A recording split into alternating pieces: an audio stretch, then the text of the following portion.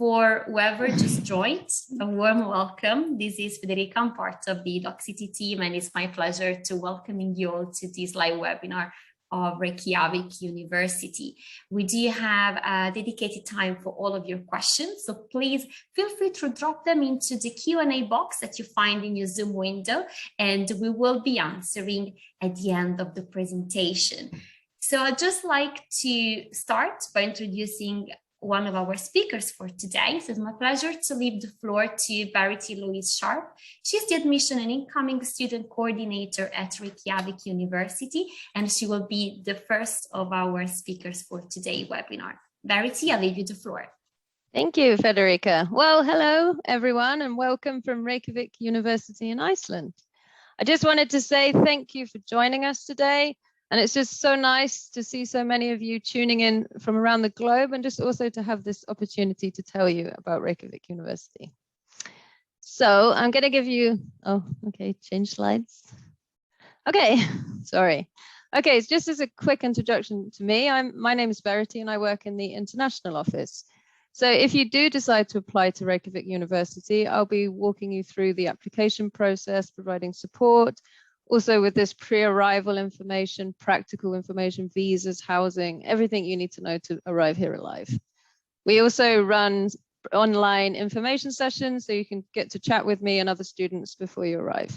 And then finally, when you make it here, we have the 2-day international orientation program. And actually you can see some pictures down below from our international orientations. Yeah, and I will also be available in the Q&A session at the end. So if any of you have any questions about living, studying, whatever in Iceland, I'm happy to answer them. So we have a SuperPAC schedule today, in which we'll be telling you a lot about Reykjavik University, our programs, as Frederick already kind of outlined. But we will also be touching on life in Iceland. Because I know when I first came to study here, I knew very little about this little mysterious volcanic rock at the north of Europe. And now it's been my home for 20 years. So we want to share with you a little bit about Iceland. And here you can see some pictures from some of my international students. They kindly shared with us just some of the experiences they've had while studying in Iceland. And we had a volcano, just to mention. Okay, so first we're going to be heading over to Zanita.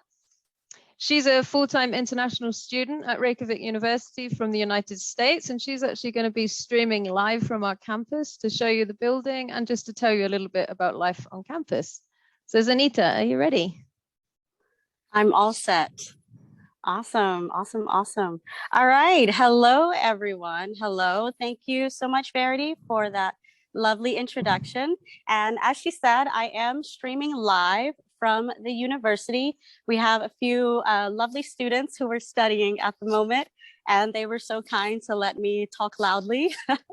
But most of the classrooms are actually not as large as this one.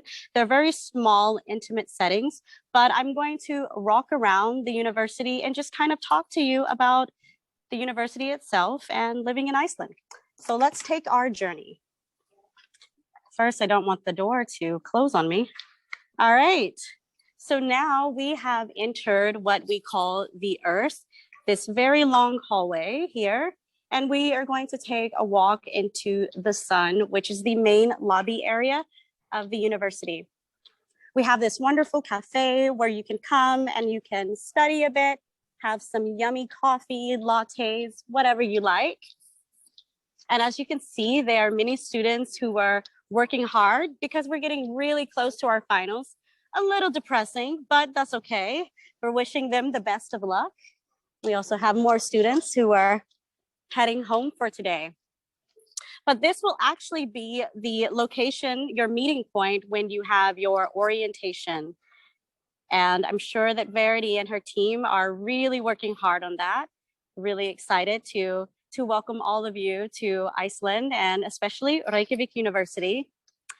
If you need any documentation, anything actually, you can come to the service desk and they will be happily to assist you with any needs and services such as like your student transcript or help with classes.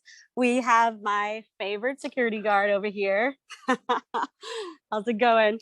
And we also have the IT help desk, as I come here a lot because, yeah, me and technology, we don't get along. And surprisingly, I am a computer science student. So that is very awkward.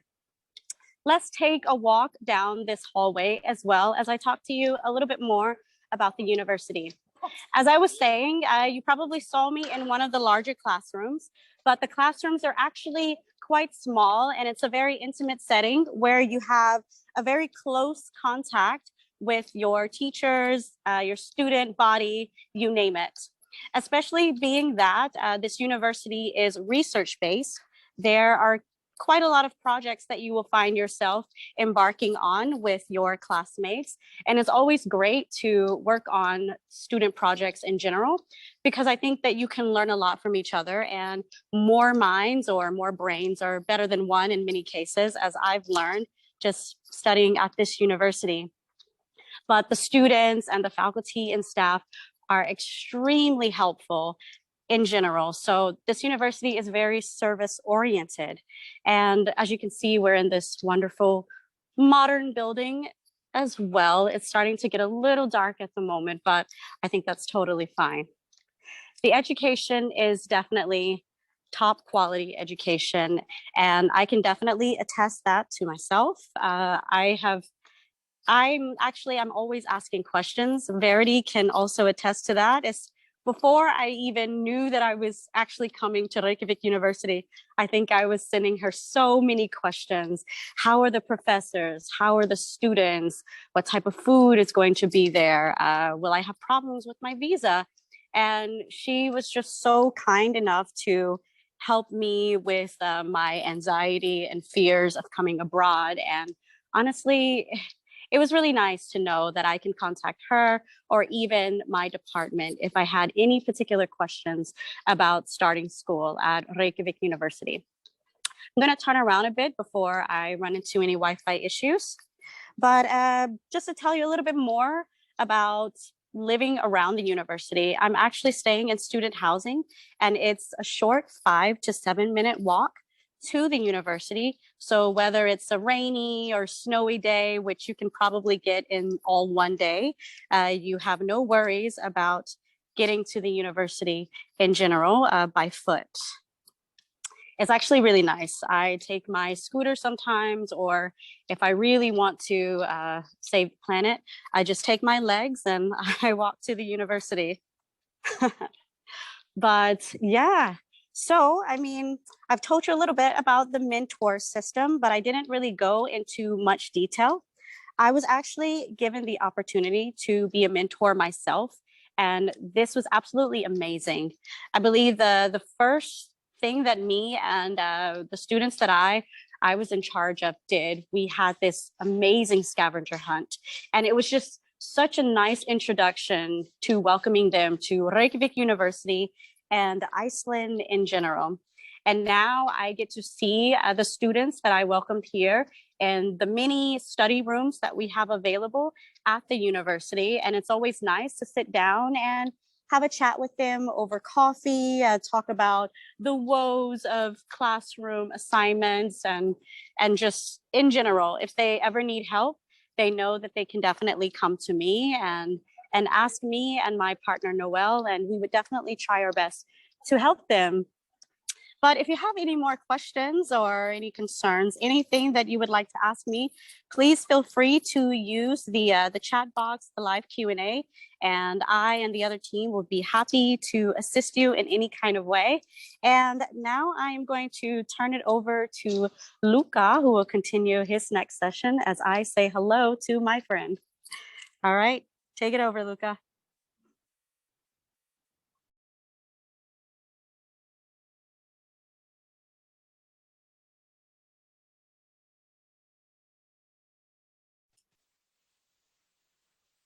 Thank you very much, Zanita. And let me share my screen here. There you are. I assume that you can see my slides right now. Yes, all great. Thank you. Thank you very much, Federica. So, well, Zanita is a very hard act to follow, but I will do my best. let me start by welcoming you to Reykjavik University, which I'll define as being the smallest large university in the world. Now, I know this may sound like a contradiction in terms, but over the coming 3 or 4 minutes, I will explain what I mean by that, and I will convince you that Reykjavik University is the place where you can build your own future, of course, with our help, as Anita pointed out. So just to put everything in context, I'm one of you. I've been a foreign student for the best part of my life, so you can trust what I'm going to tell you, even though I'm slightly biased. So let me start by telling you that Reykjavik University is possibly the smallest university you will ever see.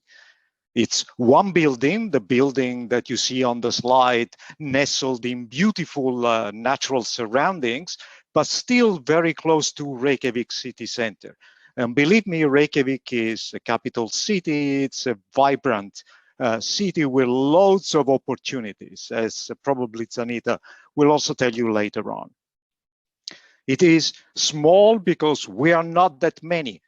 We are a tightly knit, tiny community of academics and students, and you can see the data on the slide.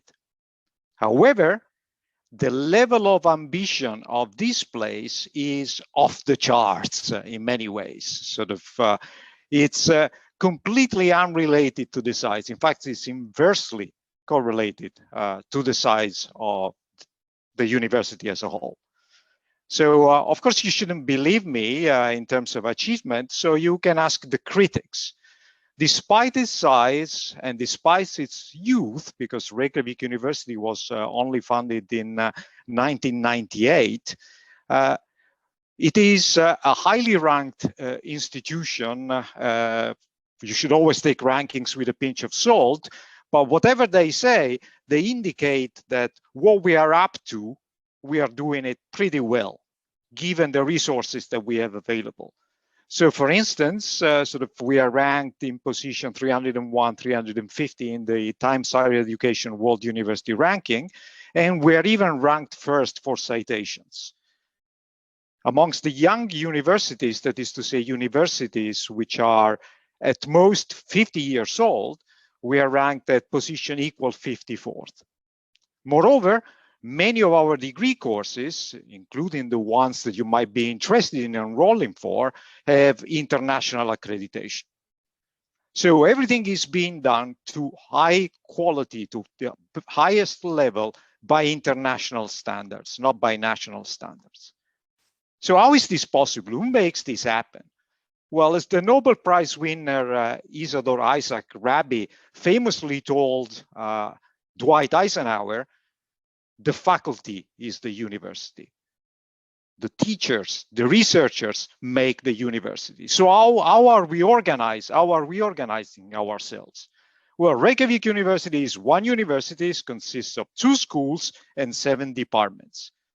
The School of Social Sciences with 4 departments under it, the School of Technology with 3 departments under it, and like Zanita, I'm from computer science.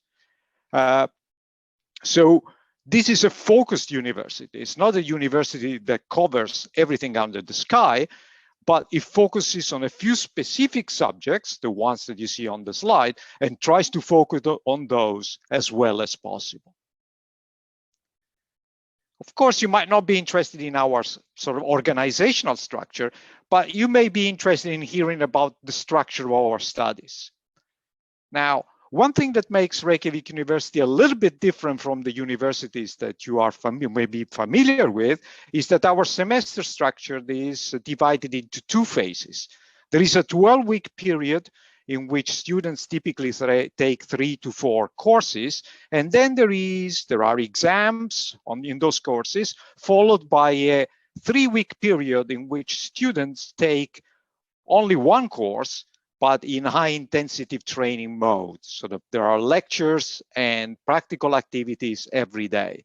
And believe me, this is fun because especially during this 3-week period, there is a lot of hands-on project-driven work that takes place. And it's all based, both in the 12-week period and in the 3-week period, on close interactions between faculty and students. As I said, we are one community. There are no barriers between faculty, lecturers, and students. We are all in it together and we learn from one another. And one of the underlying philosophical approaches that we use in our teaching is that we try to provide solid foundations with real-life applications, project-driven learning, and learning which is based on research activities. You can get involved in the research projects of our faculty members from day one, and you would benefit by doing so. In case you're interested, as I hope, in applying, there are 2 specific deadlines depending on whether you are a European resident or you come from outside the European extended trade area. You can see the deadlines on the slide. If you apply for specific courses of studies, there might be specific deadlines, like for the Icelandic School of Energy. You just check their website. Regarding tuition fees, again, I've shared the slides with everyone. You can go to the Reykjavik University website. You will see the tuition fees, but they range from about 2,600 euros per semester to around 7,000 euros per semester if you go for MBA studies or the Master in Project Management, in case you're interested in those. Let me conclude by saying that I hope I've convinced you that small can be beautiful, if not great altogether. Reykjavik University is really a high-class and welcoming learning environment. Sanita will tell you more about that. And we are all inventing the future. We are all for innovation, entrepreneurship, and applied high-quality work. That's all I wanted to say in my introduction to the university as a whole. I give the word back to Sanita, who will tell you a little bit more about their experiences. Sanita, over to you again. All right, thank you so much, Luca. Wow, okay, let's get into it, guys. I'm actually coming to you from one of the many exclusive study areas that will be offered to you as master students. And I mean, once you start your journey, you're probably never going to want to leave these areas, because sometimes I find myself just trying to stay a little bit longer than I should until I'm kicked out. But let's continue on with the quality of life, just living in Iceland in general. As Luca stated, Iceland is tiny but mighty. And what I mean by that is they have a lot to offer in this small and beautiful country. As I was flying into Iceland and actually landing on the runway, I was thinking to myself, like, wow, okay, so the stories are correct, or the things that I've heard from people are so correct. I felt like I was coming into a new planet, but yet, I mean, it was actually relatively close to where I'm generally from. And I would definitely say, like, overall, the quality of life has really impressed me about living in Iceland. Let's talk about formality and the culture and everything. So when I first came to Reykjavik University and I found myself, you know, mixing and mingling with the faculty and staff, it was a shock to me that everyone wanted to be referred to by first name. It was actually such a warm feeling because it made me feel like I had a sense of belonging. It was really nice. I mean, it doesn't matter if your professor has a doctorate or has performed 15 open heart surgeries. It's okay if you call them by their first name. It's actually highly appreciated. And this was something that, I don't know, I just found extremely exciting coming from specifically the United States and the South, sweet home Alabama. I was really just, I don't know, it was very warming for me. Overall, the quality of life is extremely safe here. I did a bit of my research before I hopped on the plane. My parents, of course, were extremely worried about me, and they just wanted to know, like, what are the statistics? And I guarantee you, if you go online, you will not be disappointed in any kind of way. And I can definitely say that just in general, I have gotten the best of both worlds since I've been living in Iceland. Practically everyone speaks English. And I mean, me being an American, of course, that was one of my greatest fears was, what if I can't communicate with someone in a proper manner? What if there is a language barrier between me and the faculty, the staff, my classmates? But since I've been here since August of 2020, I have not had any issues communicating with anyone in English, and that was extremely comforting for me. Also, I've been given the opportunity to utilize the amazing technology that is available throughout the university.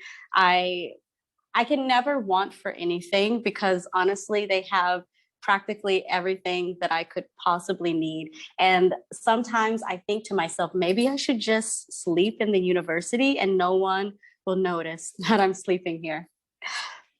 Let's talk about the cost of living as well, because I believe I saw some questions about the student employment, which we will get to as well later on.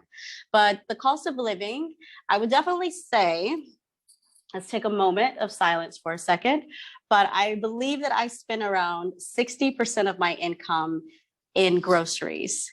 And that has probably been the biggest chunk of where my income goes. You would probably think that going out with your friends and going to restaurants or to the bars, but I'm a type of person who likes to cook everything. And I can definitely say that that is probably the greatest portion of my income. But I found many ways to go around that. I have a scooter. Sometimes I walk to different places. And I mean, if you're really efficient with your finances, you could really find the greatest enjoyment of appreciating your time here in Iceland without having to stress out about financial situations. And that leads me to nature in general. So if you are on a budget, there's so much that you can do here. I mean, the volcanoes, come on, the land of fire and ice. There's really no way to express like how much you should take advantage of the opportunity of just experiencing the nature here in Iceland. Actually, the main culture shock that I experienced when I was living in Iceland was at the volcanoes.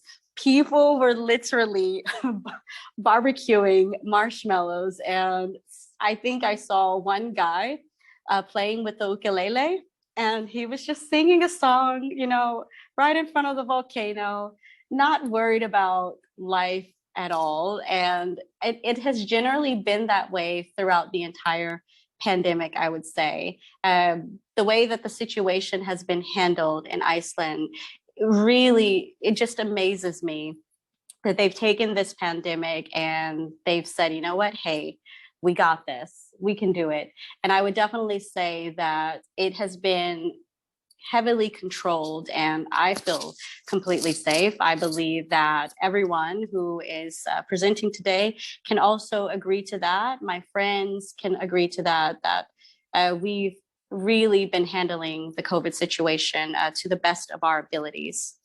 And as far as student employment, for me, I have also been lucky enough to land a job through the connections. And that just shows you how close the community here is in Iceland. I mean, I arrived thinking, because I checked online, statistically, it might be difficult for me to find a job. And I mean, I realized if you just develop those close-knit connections, anything is possible in general if you put your mind to it. And I would definitely leave you with that, you know, come to Iceland with an open mind and be ready to achieve greatness. All right, I'm going to handle it over to Randall, my fellow American. Thanks for that.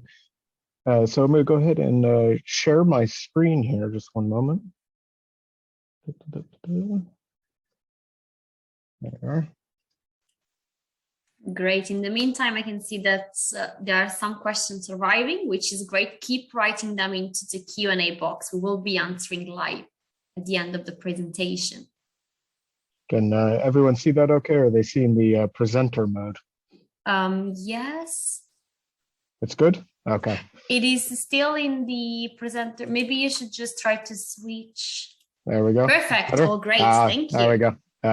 Don't worry, I didn't have any notes for anyone to see. So my name's Morgan Green. So I'm the development director here at the Iceland School of Energy. So what we are at the Iceland School of Energy is an interdisciplinary international group looking at the energy system here in Iceland, but also looking for what interesting aspects from Iceland can be sort of applied abroad. So as we all know, Iceland's a special place in many ways. So to find out what lessons can be taken from the energy transition here in Iceland can potentially help the rest of the world with the ongoing energy transition we're looking at. So we'll go ahead and sort of jump into this, and I'll try to stay as little academic content as possible. But I think this chart here really describes why people from abroad are interested in coming to Iceland to study about the energy system. So what you see here actually is in the light blue background color here. So that's going to be the GDP of Iceland. And that red line running through, or the red line, excuse me, is the GDP of Iceland. And that blue line is actually going to be the installed capacity of primary energy of renewable energy in this country. And you'll notice that that number, so it's what, above about 80% or so, that's a primary energy. So that's all of the energy used for fuels, heating, electricity. That's going to be coming from renewable energy resources. When you're talking about electricity, you're talking about heating, that's 100% of the heating and electricity in Iceland is from renewable energy.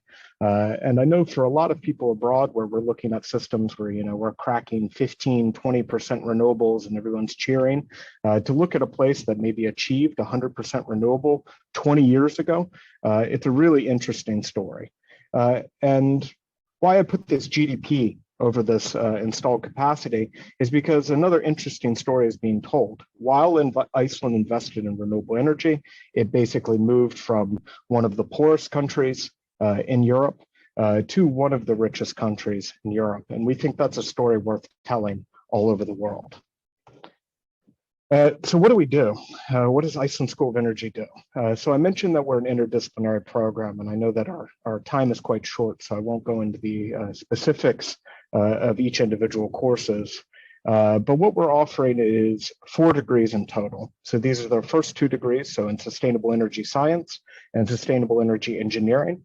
And these are going to be interdisciplinary programs looking at a wide variety of areas of the energy system. We take a very broad view of what energy is. And by broad view, I mean, I think energy is everything. It's everything from agriculture to how you turn on your computer at home, to how you heat up your hot tub. This is all energy, and we want to make sure that we're giving our students both a broad view of the energy system in total, but also giving them a chance to then specialize into the growing areas that are of sort of utmost importance considering the energy transition that most of the world is looking at over the next 50 years. Another interesting thing about our programs is that these are all research master's programs.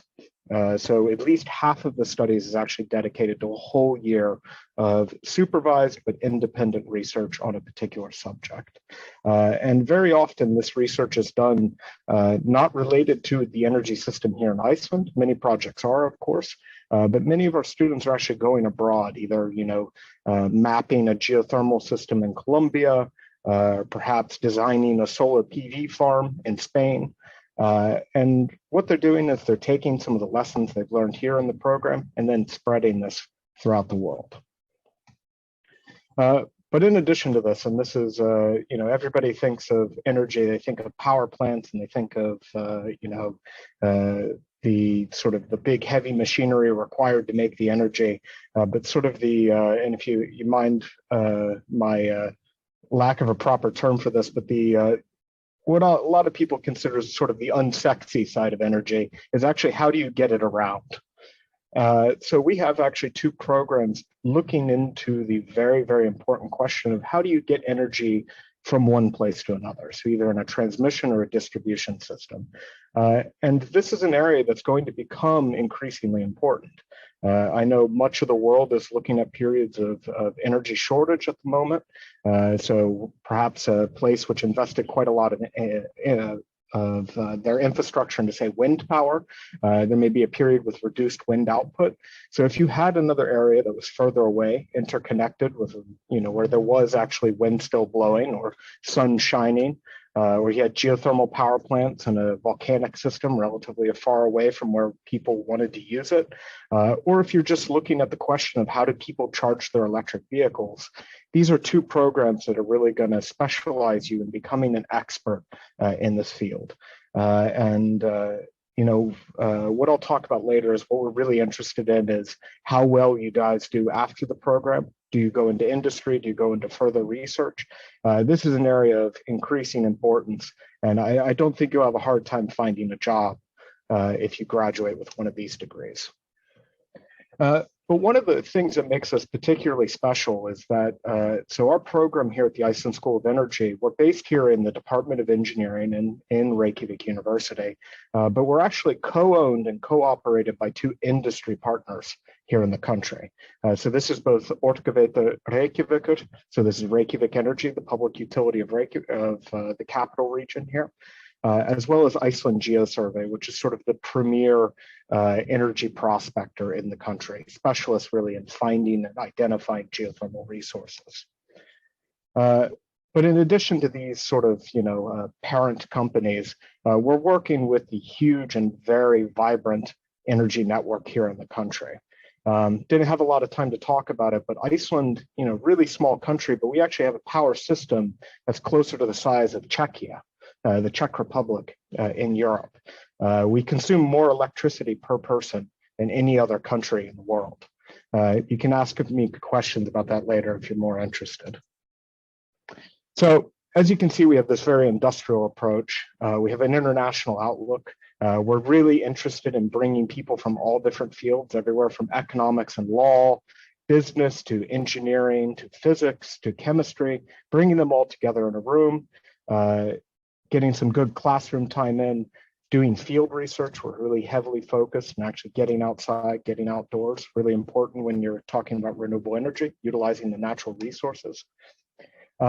And these people are coming from all over the world in all of these different backgrounds. So we've had over 50 nationalities in the last 5 years alone. I know in our previous year, I think we had approximately 15 nationalities out of the student class group that we brought in. So you're going to be able to mix with people from literally every country on earth. And if they're not in that group, we probably have somebody in the alumni network who is from a country that you're interested in. And you can see here, this is a nice picture from our summer field school. So you can see people are literally coming from all over the place to study the energy system. And because we're studying renewable energy, this energy system is really utilizing the natural resources. So you really have to go outside, study the nature to understand the resource that we're talking about. So sort of slow down here and sort of look at what is the point of going to school. Of course, having a really good school environment is extremely important, but the main reason you go to school is to end up either in a good job or an interesting research field, continue on through academia. And this is really what we're focused on. We work with our students from day one to make sure that the classes that they're taking, that the research they're engaging in is going to enable them to move into the career that they're interested in. And this is sort of a list of some previous, I think what we're looking back all the way to 2014 previous alumni who are working in everything from data management for the transmission company to working for the National Laboratory in the United States. We know Chagaka, he's down in Tanzania, so he's working with the geothermal development company there. Chelsea here, so she's working on some very interesting projects, actually looking at developing geothermal power plants in Ethiopia. So we've got some really good stories to talk about. But I'd like to sort of say thank you and welcome you guys to check us out on our website, and look forward to some of your questions later.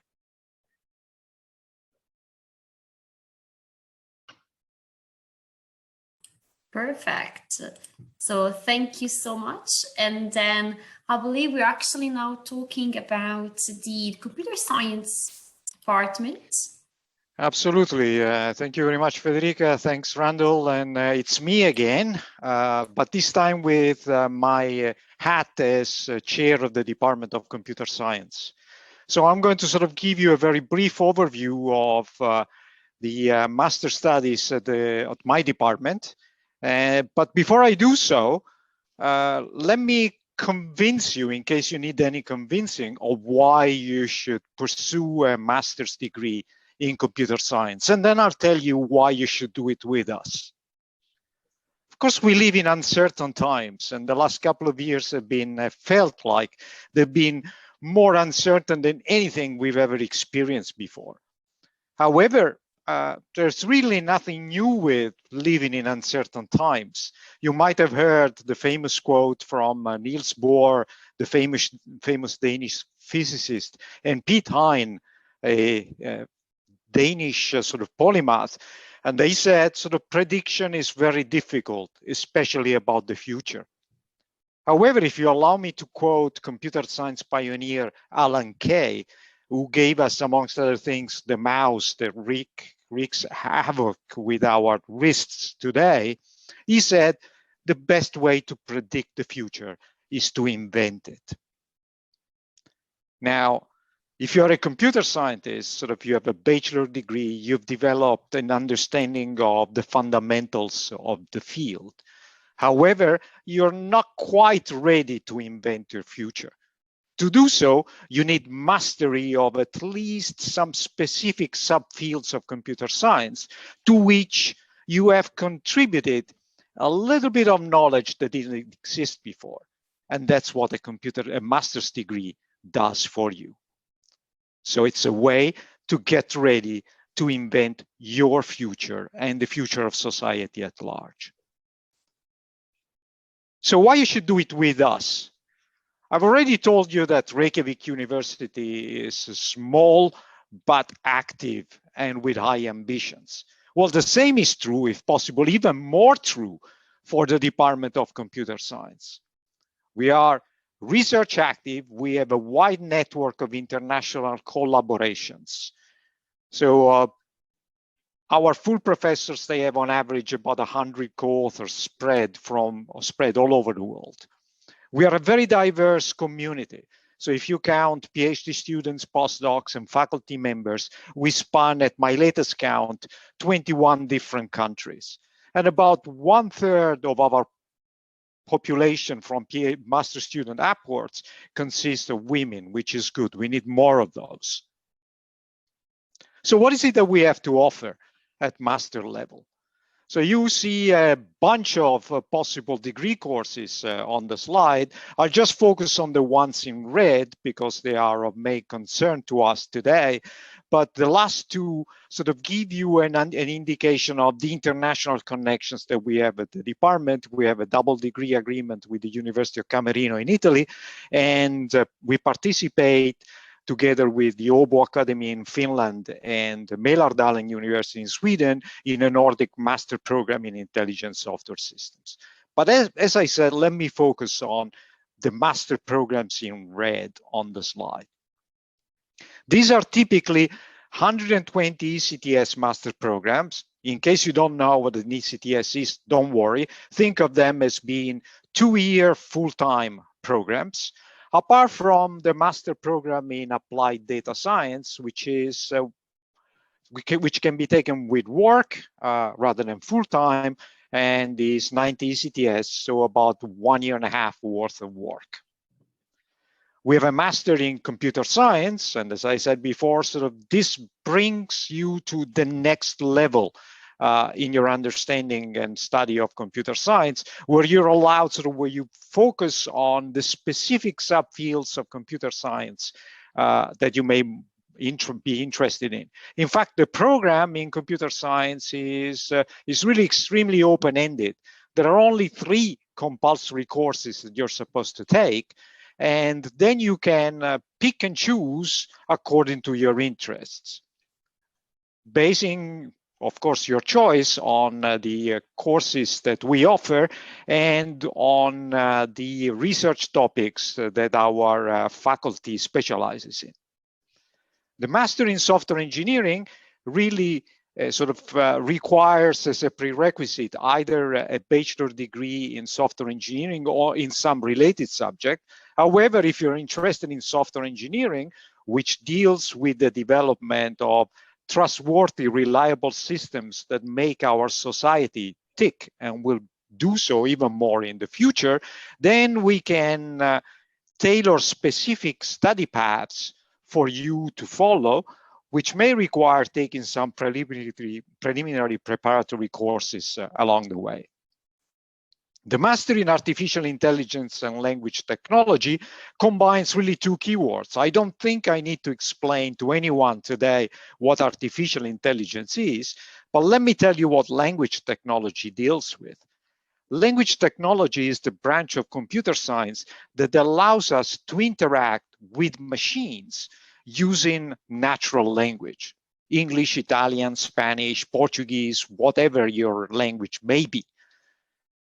This is something that you do on a daily basis, for instance, interacting with Alexa, Siri, or whatever other intelligent interface you use with your phones or other computing devices. And language technology is exactly what makes that possible with artificial intelligence under the hood. So by following this degree program, you will be able to combine computer science techniques with applications to natural language processing. And the new kids on the block are the 2 master programs in data science. The Master in Data Science, the 2-year 120 CTS1, and the Master in Applied Data Science, which are run in cooperation with MITx. So several of the courses are offered that we offer are taken on the net, online, and are offered by MIT. But the exams on those courses take place here at Reykjavik University. And several of these degree programs, they are accredited by EuroInf, which is the European Accreditation Agency. And we hope that more of these degrees will be accredited, since we are going through an accreditation in about 2 weeks from now. Internship agreements. That's just to give you an idea, for while you're studying with us, you can benefit by taking internships at some of our cooperating institutions. There are many such offers, so let me focus on 3 in particular. Every year, at least in the pre-COVID era, and we hope that we will be able to start doing so again very soon, we've been sending about 10 students a year for 6-month-long internships at the Fraunhofer Center for Experimental Software Engineering at the University of Maryland. Locally, some of our students have been having 6-month-long internships at CCP Games. Now, if you're a gamer, I'm not, but if you're a gamer, you might have played EVE Online, which for a long time was the online game where most players could play in the same universe. In fact, there was only one universe where every player could actually play and meet. Well, assuming they play long enough, because the universe is humongously large. Well, CCP Games is a company that is based here in Reykjavik. It's recently been bought up by some South Korean firm, but their headquarters are still here, and you can work with them. Or if you're interested in going to Paris, you can contribute to the Software Heritage Project, which is a UNESCO project whose goal is to archive all of the software source code that has ever been produced. Of course, archiving is just part of it, but this archive of software, the Library of Alexandria of software source code, should be made accessible to whoever wants to use it. And if you're curious and you want to know and you look at the software that ran the Apollo 11, you can find it there. Now, a keyword underlying all of our studies, and Sanita also mentioned that before, is that they are research-based. That's true at bachelor level, but of course, it's even more true at master level. So we organize our research in a number of research centers. CADIA is dealing with artificial intelligence. CRES is dealing with the development of software systems. FinTech is dealing with financial technology. There is a theory center, and the language and voice lab is what runs the master in artificial intelligence and language technology. But computer science is everywhere. All science is computer science, as the New York Times wrote a few years back. So we participate in the Medical Technology Center, the Sleep Institute, and the Sustainability Center. And we are key players in the European-funded project called Sleep Revolution, which is basically using computer science, data science, artificial intelligence techniques to turn the analysis of sleep and make it a 21st century scientific enterprise. Now, why should you care? Because you want to invent the future, and the research experience that you can have by being embedded into any of these centers and in any of their research activities will own your creativity from here to eternity.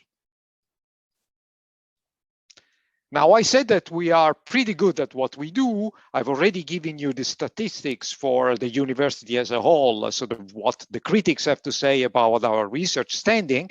But for computer science specifically, let me sort of show you this snippet of a report which was conducted by the Norwegian Universities a while back that basically says, Norwegian universities in computer science should cooperate with a number of institutions like MIT, Southampton, Technion, blah, blah, blah, and Reykjavik University. So if you don't trust me, you should trust the Norwegians. So let me conclude. Let me step into the shoes of Jean-Luc Picard, the captain of the USS Enterprise from Star Trek. My take-home message is, I hope, clear. The best way to predict the future is to invent it, and by joining us and taking part in one of our master's degree and cooperating with us, you can make it so. So join us and invent your future. And I'm done, and I give the word to Freyr, who will tell you about master programs in the Department of Business. Thank you, Luca. Let me first share some slides. That should do it. Let's see. Okay, so I'm going to tell you briefly about the master's programs that we offer in the Department of Business Administration. And in the department, we offer several graduate level programs, and I'm going to mention each briefly. So first up, there's a program in human resource management and organizational psychology. And this is a program that prepares students for careers related to the management and development of human resources within organizations by combining both human resource management and organizational psychology. And unlike many similar programs in Northern Europe, our program does not require an undergraduate degree in psychology to apply. Another program we offer is corporate finance. And this is a program that provides sort of the necessary foundations for a career in corporate finance. So our graduates go on to work in organizations as corporate finance specialists, financial analysts, financial consultants, and CFOs. Marketing is yet another program that we offer, and marketing skills and expertise are increasingly needed in pretty much every sector. And a degree in marketing provides exciting career opportunities in brand management, business relations, digital marketing, and product development, just to name a few examples. Moving on, Innovation Management is a program that aims to prepare students not only to adapt to rapid change, but more importantly, to shape the future through innovation. And this we try to do by building on the most recent knowledge and methods in this area. Our program on tourism and hospitality management prepares students for management positions in the tourism sector in Iceland and beyond. It reflects the increasing importance of tourism, both locally and globally, and the need for experts in tourism and hospitality management that have a focus on both economic performance and environmental and social responsibility. Business management. Now, here's a program for students that wish to sort of combine different areas of business management. So this program includes considerable options to integrate courses from other programs within the Department of Business Administration or from other departments at Reykjavik University, such as from law, computer science, and psychology. So this allows students to obtain a business-focused degree, which has sort of a custom cross-disciplinary element. The final program I'm going to mention is our Executive MBA. So our MBA program is intended for experienced professionals, and it's a program that prepares students for the demands that they are confronted with in today's sort of rapidly changing society. And it includes a focus on 4 key challenges that are being faced by today's leaders. And these include digital disruption, innovation, internationalization, and responsible leadership. Now, the program is internationally recognized and AMBA accredited. Okay, so that was a super quick run-through overview of the programs that we offer. So next, I'm going to just sort of highlight a few features about our programs. Yeah. All our programs are 90 ECTS credits, and there are 2 degree options. So on the one hand, we have the MSc degree, which is a Master of Science degree that includes a 30 ECTS credit master's thesis. The other option is a qualification at the master's level, which is fundamentally has the same content, but does not have the master's thesis requirement. So instead of the thesis, students do internships up to 15 ECTS credits and take additional elective courses. So, for example, in the program on human resource management or organizational psychology, you can either do the Master of Science degree and write the 30 credit thesis, or you could complete a Master of Human Resource Management degree, and then you would do additional elective courses and do an internship. Now, all our courses are taught in English, and for elective courses, students can take courses from other programs to sort of make things at least somewhat interdisciplinary. Now, the length of study is 14 months. So our programs span 3 semesters. So there's the fall, spring, and summer semesters. And during the summer semester, students work on their thesis, they do their internships, or they complete elective coursework. So for full-time students, they will finish our programs in just over 1 year. And most students take this route. However, part-time study is also available, and there is flexibility to make changes if needed. When it comes to the teachers, we have a mix of Icelandic and international scholars, and this includes full-time faculty and visiting lecturers from leading international business schools, as well as industry experts. And in all our programs, we strive to draw on the expertise of local and international faculty, as well as utilizing our ties with industry through connections with both organizations and individual practitioners. And just a few words on sort of the students. We tend to have a combination of both Icelandic and international students from varying countries and with very varying educational backgrounds. And maybe note that an undergraduate degree in business is not required to apply to our programs. And some students have significant work experience, while others have very little. And sort of the different perspectives that come from this student diversity really benefits group work and interactive classroom activities and discussions in all our programs.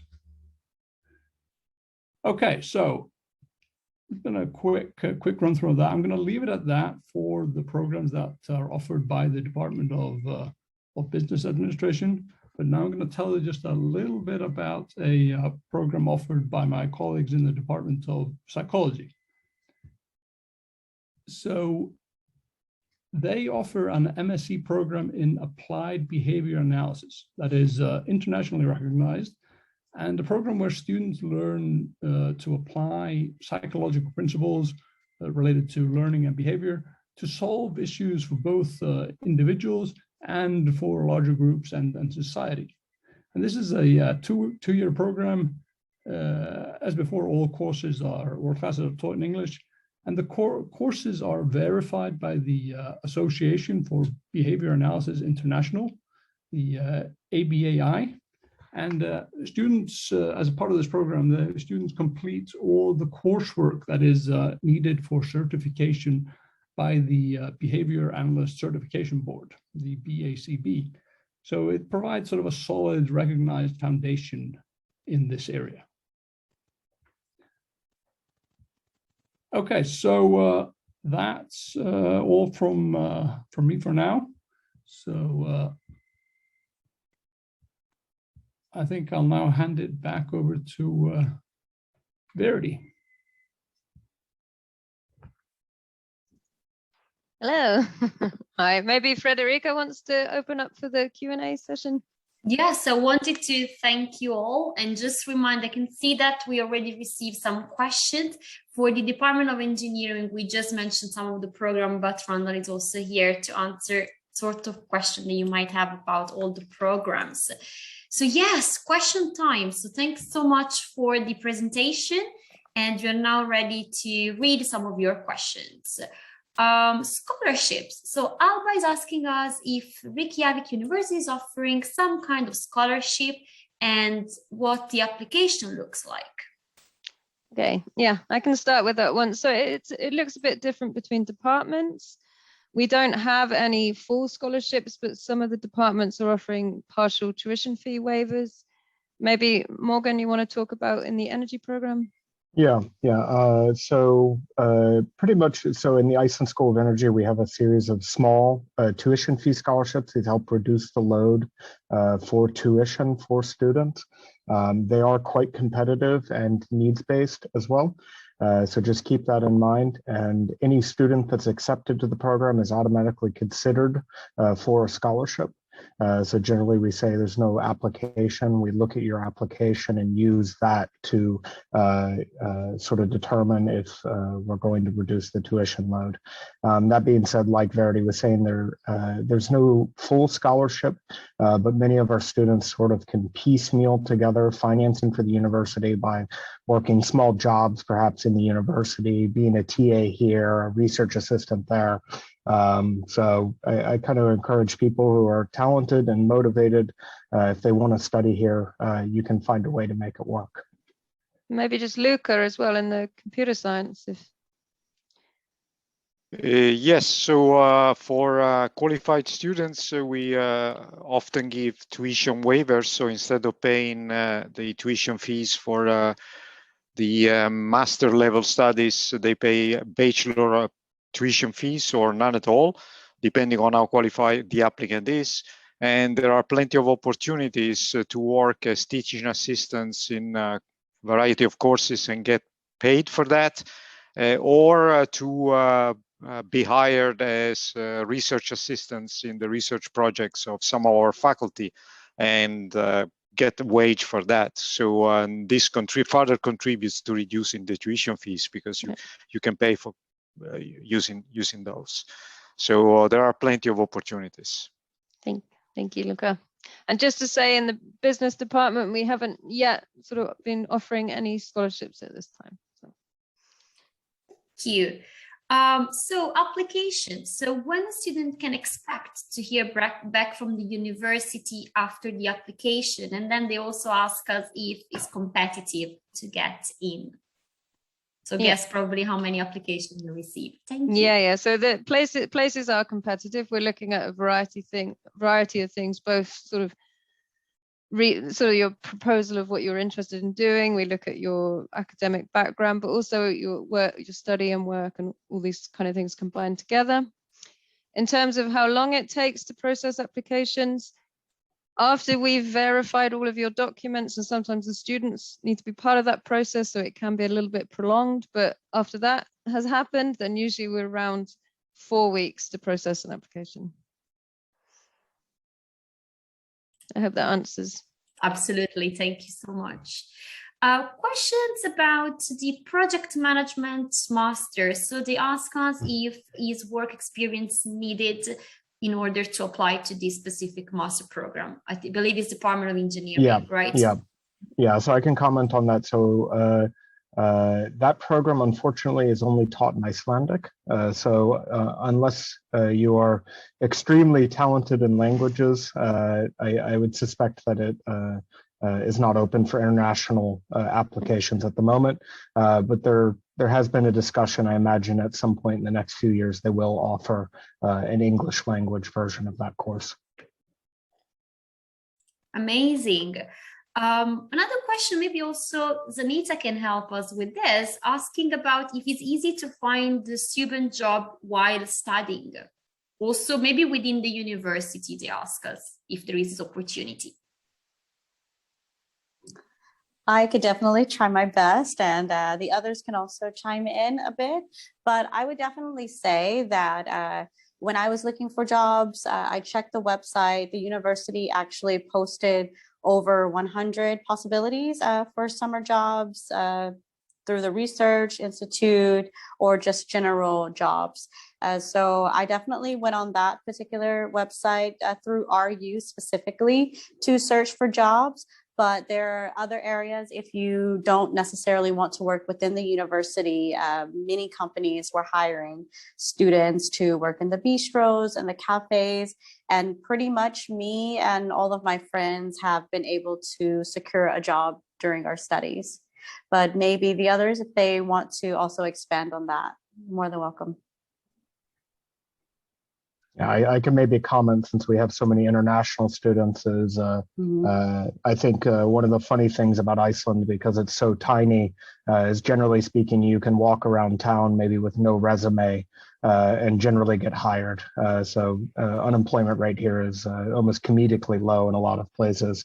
But like Zanita mentioned, we at the university do also hire quite a few students. Those positions, of course, are competitive, but it's sort of one of those things that for a student who's good at the hustle, they shouldn't find a hard time finding position here at the university.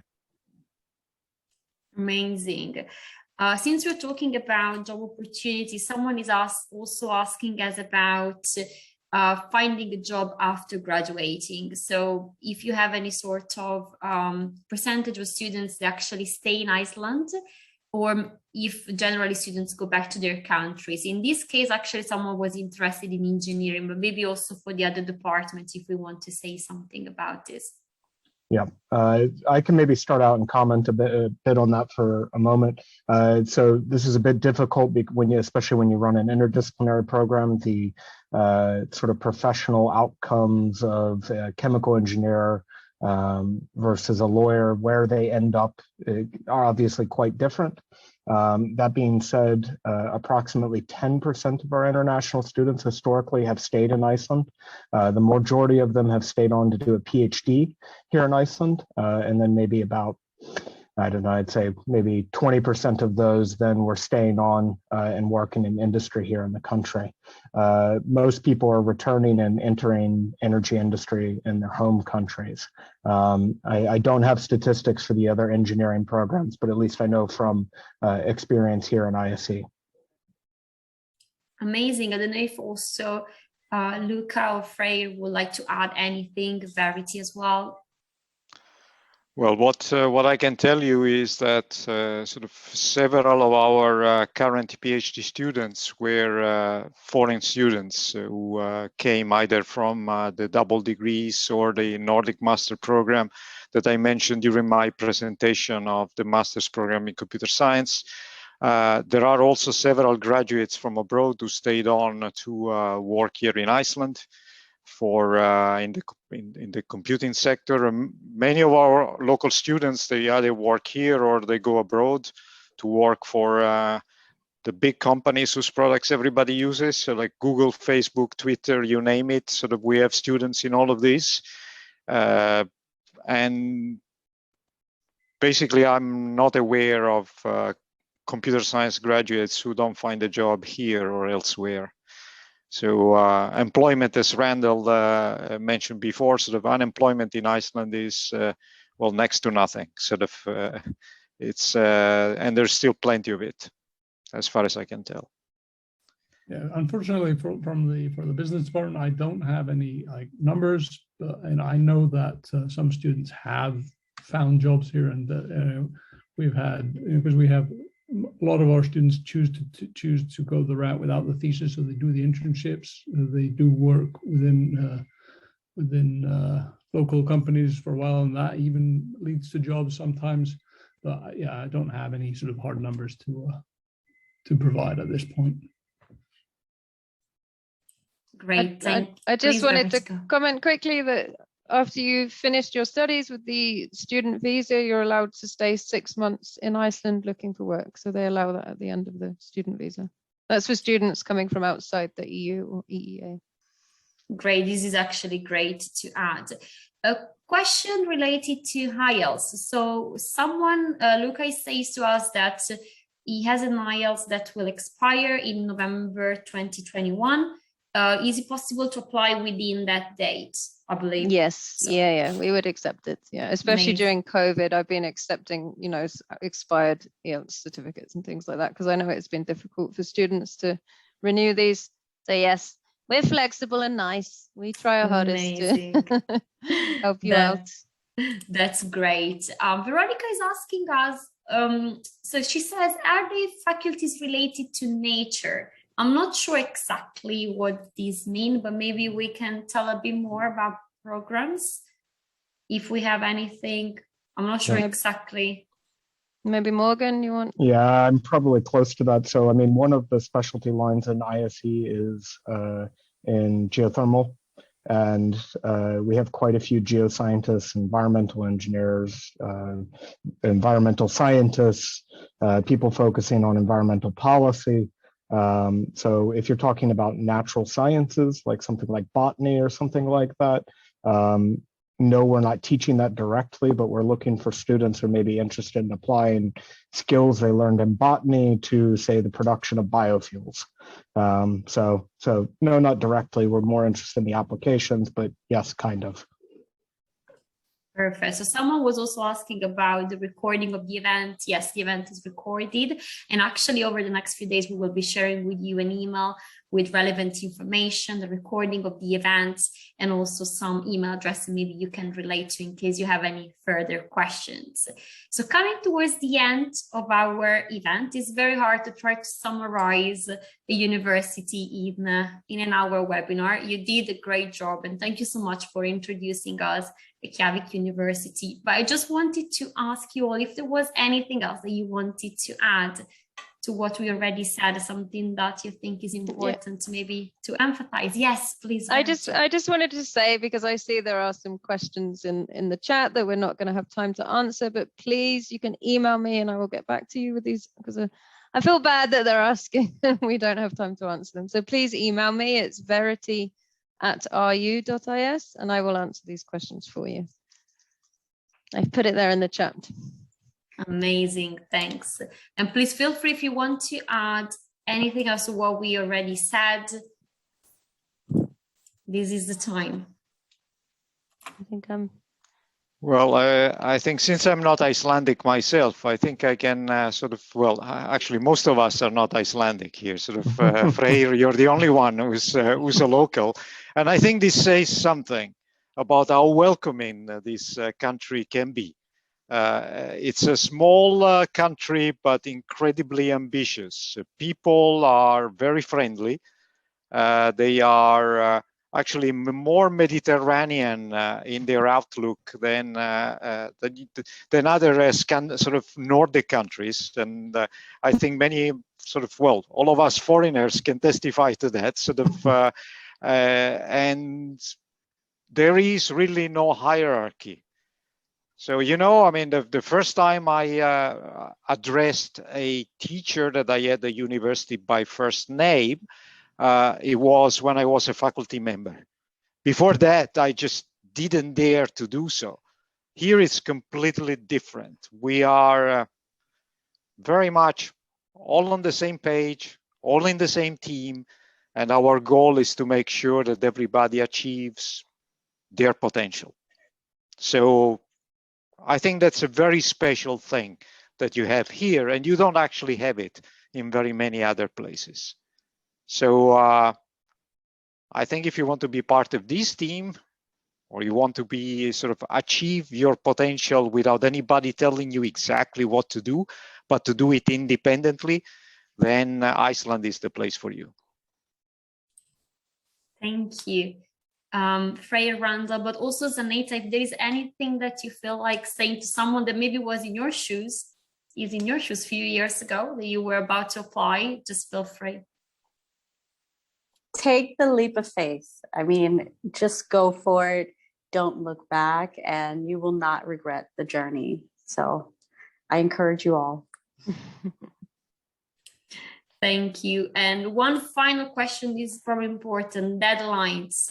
Do we want to maybe remember the deadline? Someone is asking if December or if there is any sort of flexibility about this.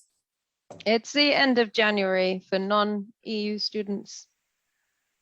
And Morgan, you guys have slightly different. Yeah. It's sorry, we're a little too different on some stuff sometimes. I would just recommend checking out the Iceland School of Energy website. We have an early admissions deadline because our programs can be quite competitive. So we recommend applying early since we do rolling admissions, and just sort of head to our website. And if you have any questions, of course, you're more than welcome to reach out to me or any of my other colleagues in the office. And students from Europe, it's April 30th. So they still have a long time. Amazing. This is great. So there is still time, and we hope that, you know, we gave you all the information that you were probably looking for. But again, if you're looking for more information, we will be sending you out an email over the next few days. You can see the team here is very much available and, you know, here to answer all the questions that you might have. So, you know, take this opportunity, send an email after the event and get to find out more. And also on the website, you probably find lots of relevant information. I really wanted to thank you all for your presentation, for introducing us to this amazing university, and for all of you who were connected and to all of your questions, which were very interesting. So thank you again. Have a great rest of your day, and we look forward to seeing you at the next live webinar of Reykjavik University. Thank you.